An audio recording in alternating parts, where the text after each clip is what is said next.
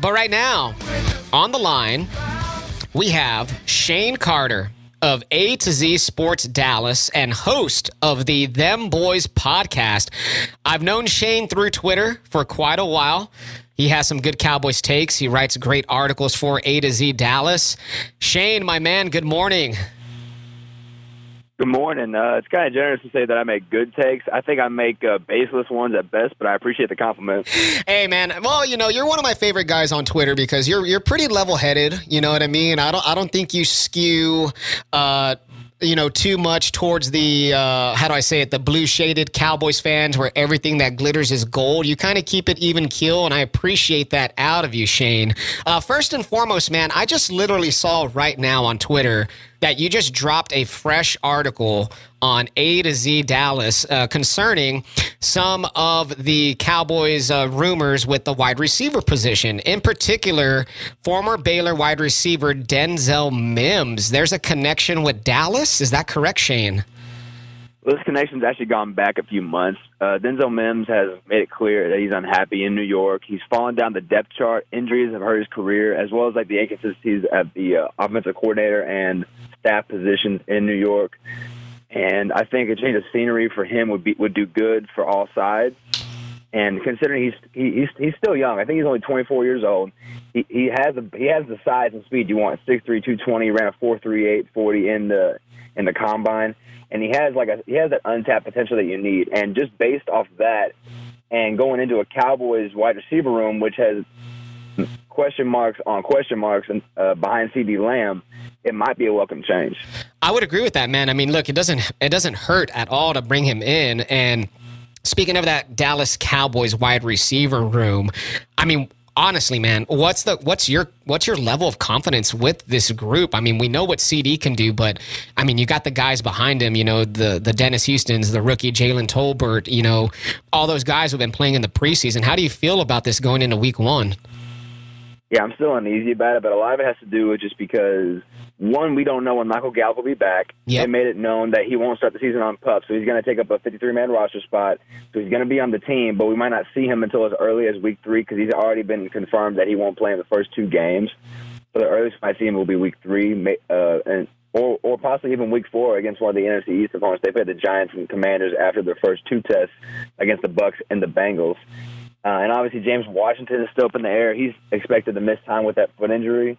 He might start the season on PUP, which would open up a roster spot. But then behind Lamb and Gallup, it's a bunch of guys that right now do some things well, just not all things. Noah Brown has been kind of a standout in camp, but he's 6 years into his career, and so I don't know why people expect him to be anything more than he is. I think he has a connection with Dak, which is nice. He's a great blocker. He might be their best blocking wide receiver, which is nice. He's got reliable hands, not great hands, but I'll give him the benefit of the doubt that he has had a real good camp. Timmy Fehoko, he has taken a step, but I mean, until we see anything beyond him being just a potential freak who has the same dimensions of a Denzel Mims, but he's 6'4", 220 with a slighter frame, but he has that downfield ability. Dennis Houston, as you mentioned, he's the undrafted free agent out of Western Illinois. He's had a solid camp, just hadn't really put it all together all that well in the preseason games. But he has that connection with Dak, and he has a chance to make this roster. Monte Turpin is that speedster that had a USFL from TCU, but he's going to be a wide receiver in name only. I think he'll be exclusively used on special teams. I mean, if they want to use him a little bit as a gadget player, that's fine, but I would rather just use that speed for primarily the special teams. And so beyond that, I don't know how well my confidence is beyond Lamb and until Gallup returns. I think you're going to see a lot of passes to Tony Pollard and Dalton Schultz, Jake Ferguson.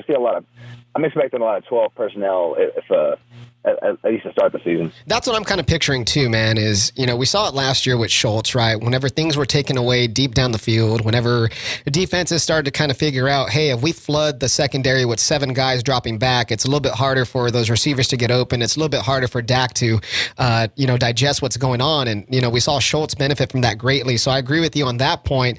We probably will see a lot of that early on until the Cowboys start clicking or, somebody emerges from that group. Now, Jalen Tolbert, right? Rookie wide receiver, 3rd-round pick. Well, have you been impressed with him in the preseason? Because I know he's had some drops. He's made a few plays, but I just feel like there's, a little bit more to be desired from what we've seen so far. What I've been impressed with him is his ability to get open, and that's one of his best attributes coming out of South Alabama was his route running ability and his second-level separation. You're right, he has that issue with drops, but a lot of it has also been with the inconsistency of the quarterback play from Cooper Rush, True that. Ben DiNucci. Will Greer has been the best quarterback in the preseason games, and we'll touch on that a little bit later. But Forward has had some drops. That was an issue with him coming out of South Alabama, was that he would drop passes from time to time. But the upside of him is that if he can learn to haul those in, that he has that second-level speed that you would need from a receiver like that. So, and considering he's a rookie, and they're asking a lot of a rookie to come in and be that wide receiver 3 or 4, is a lot. But, if you're going to start off a rookie with high upside but has like issues early on, having a quarterback like Dak Prescott throwing you the ball can only help you. Yeah, it makes things a lot easier than, like you said, Cooper Rush potentially doing that or Will Greer. Let's go ahead and jump into that topic right now, man. Quarterback 2 for the Cowboys. Of course, it's always a debated subject during these preseason games. Cooper Rush has played. We've seen Will Greer play. We've seen Ben DiNucci play. But pretty much it's coming down to Greer or Cooper Rush. Who do you want to be quarterback 2, and how do you foresee that playing out? Well, who I want and what's going to happen is two different things. Cooper Rush is probably going to end up being the quarterback 2. He had the benefit of the doubt because of the Minnesota game last year. He knows Kellen Moore. He knows Dak. He knows the system. He knows the receivers. And a lot of people they really take for granted that rapport you can have with your receivers. And so I think Cooper Rush is going to end up getting the job. The interesting thing will be if they decide to keep 3 quarterbacks, because Will Greer has played so well, except for the first quarter that he played against Seattle. Outside of that, he's been solid. And so it'll be interesting to see if they want to keep 3 quarterbacks, because that would also deplete depth potentially in other areas that they're looking to carry more. Yeah, no, I agree, man. I like Will Greer. I mean, what I've seen out of him, the athleticism, he seems to be a little bit of a gunslinger. We saw it when he was at West Virginia, the kind of numbers he was putting up there. So he's an athlete. I would favor Greer, but I agree with you that the establishment already probably has Cooper Rush slotted at quarterback 2. We're here with Shane Carter of A to Z Dallas, talking all things Dallas Cowboys. Let's go ahead and jump into the big elephant in the room, Tyron Smith. He went down earlier this week, tore his hamstring off of the bone, gonna need surgery. He's gonna be out till at least December, possibly the entire season. Shane, is the replacement on the roster, or do the Cowboys need to be on the phone right now getting somebody off of free agency or via trade? Well, the answer to both those questions is yes. They have his replacement on the roster right now in Tyler Smith. They drafted him to be that guy, even though this year he was supposed to come in and simply just play left guard. But I do think that they still need to look for an outside help at tackle, just because if Tyler Smith ain't ready and hits that rookie wall and you're forced to play another offensive tackle, you haven't really got anybody that's ready to start. Josh Ball and Matt Wetsko are both guys who've never taken a real NFL snap. Aviante Collins has primarily played right tackle this year. And it really feels like that the Cowboys are so invested in playing their young guys that they're almost blind to the fact that the disadvantages that they have on the offensive line will affect this team more than they realize. Last year in the playoff game, the biggest things that hurt the Cowboys were their offense and defensive line. They addressed the defensive line. They progressed the defensive line, and I don't think that'll be an issue this year. The offensive line, the way it's set up, outside of Zach Martin, there really ain't anybody on that starting 5 that I have 100% confidence in. I don't think Connor McGovern's a left guard. I think he's primarily a right guard. Terrence Steele hadn't taken that next step going into year 3, taking over for Lel Collins. He looked average at best in the offseason. Biotish looks about the same, although I give him credit. He is a much better run blocker than he is a pass blocker. He was that way in Wisconsin. And Tyler Smith is just a mauler. And the thing that I don't really like the idea of is that you want your rookies to play, but I don't know how I feel about rookies going through progressions and dealing with what they have to deal with in their first year, but you're also covering the quarterback's blind side. I don't know how I feel about that. Yeah, man. We talked about it earlier on the show. This has been the topic of the day, pretty much, the Tyron Smith and what are the Cowboys going to do. I am legitimately concerned for Dak Prescott if they trot out ball, well, let's go. I'm even concerned if they trot out Tyler Smith, man, because he hasn't had left tackle snaps since June. And, it's just one of those things. You're saying they're going to put these guys trial by fire, but trial by fire in the NFL can get your quarterback one knocked out for a month or two. So I feel you on that point, man. It's just amazing to me how Jerry and Stephen Jones kind of just ignored the fact that, hey, Tyron Smith has been hurt consistently since 2015. They didn't bring anybody in as a, whatever, swing tackle, whatever you want to call it. And yeah, I am concerned, to say the least. So I would say this, that, like, for one, Tyron Smith has missed 32 games since 2015. That's enough to fill two 16-game seasons. Yes. I think the likelihood is that after initial cuts on Tuesday, they're going to go through that waiver wire, the 24-hour waiver wire, the next day, see if there's a upgrade available, potentially. You never know. And then maybe, just because we have until the 11th, we have until September 11th, they might seek a trade. And one player I put out there as an option, which apparently actually has legs the day after I put it out there, was Jacksonville Jaguars tackle Walker Little, who played both left and right tackle for the Jags last year. He was the Jags' second-round pick back in 2021. And he and his wife are both from Texas. And when I tweeted out the opinion of that right before the report that the Cowboys were showing interest in Walker Little, his wife did like my tweet. So I think there's legs there to keep an eye on. So I would keep an eye on Walker Little just in case. That's a nice little nugget right there, Shane. We're here with Shane Carter of A to Z Dallas. Shane, so yeah, offensive line, of course, a lot of questions, not too many answers right now.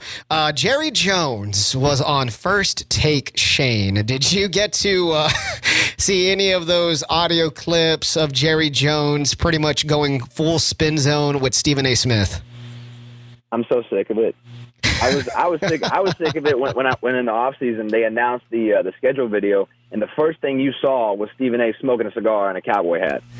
It's almost like that the Cowboys front office is trolling the fans because they know that this is how they get attention. And Jerry has made it very clear they want to win, but he wants them to win his way. He wants them to be the center of attention. He wants them to be the center of the sports world.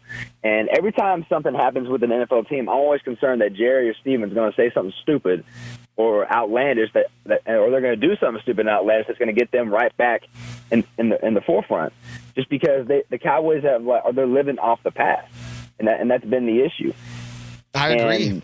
And as far as First Take goes, I hadn't watched First Take in a long time. I hadn't watched Undisputed in a long time, just because as I've gotten more and more in the sports world as a career, I've learned more and more to be less impressed with yellow journalism, hot takes, shock jocks, or whatever you want to call them, just because I don't respect people who make money off bad opinions and bad takes just because it drives attention.